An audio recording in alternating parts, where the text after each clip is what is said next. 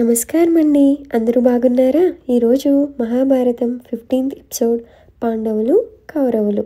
పాండురాజు కుమారులు పాండవులు, ధృతరాష్ట్రుడి కుమారులు కౌరవులు హస్తినాపురంలో బాల్య చేష్టలతో పెరుగుతున్నారు. వీరిద్దరిలో భీముడు కొంచెం ఆకతాయిగా ఉండేవాడు. భీముడు దుర్యోధనుని, మిగిలిన కౌరవుల్ని హాస్యానికి వారి జుట్టు పట్టుకుని లాగడం, తలను ఢీకొనడం చేసేవాడు. కౌరవులు చెట్టు ఎక్కినప్పుడు భీముడు చెట్టుని కింద నుంచి కదిలించేవాడు.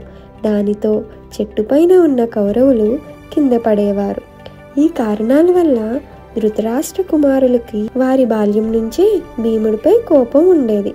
దుర్యోధనుడికి తనకంటే భీముడు బలవంతుడు అనే అసూయ ఉండేది. కృపాచార్యుడు ఈ విధంగా పెరుగుతున్న రాజపుత్రులకు విల్లు విద్య, అస్త్ర విద్య, శస్త్ర విద్య నేర్పుతుండేవాడు. దుర్యోధనుడికి ఒక ఆలోచన వస్తుంది.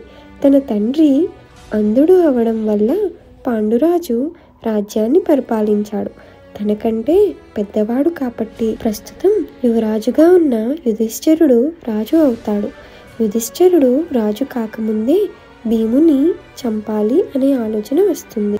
భీముడు చనిపోతే పాండవులలో బలం తగ్గిపోతుందనే ఆలోచన దుర్యోధన తన తమ్ముళ్లతో పాండవులతో కలిసి గంగానదిలో ఈదడానికి వెళ్ళాడు. ఆటల్లో అందరూ అలసిపోవడంతో అందరూ తమ గుడారాల్లో నిద్రించారు. కానీ భీముడు మాత్రం నది ఒడ్డు దగ్గరే కదలలేక పడుకుంటాడు. భీముడిపై దుర్యోధన నిజంగా దాడి చేస్తాడా? భీముడు దుర్యోధన కుట్రను ఎదుర్కోగలుగుతాడా? రేపటి ఎపిసోడ్లో చూద్దాం.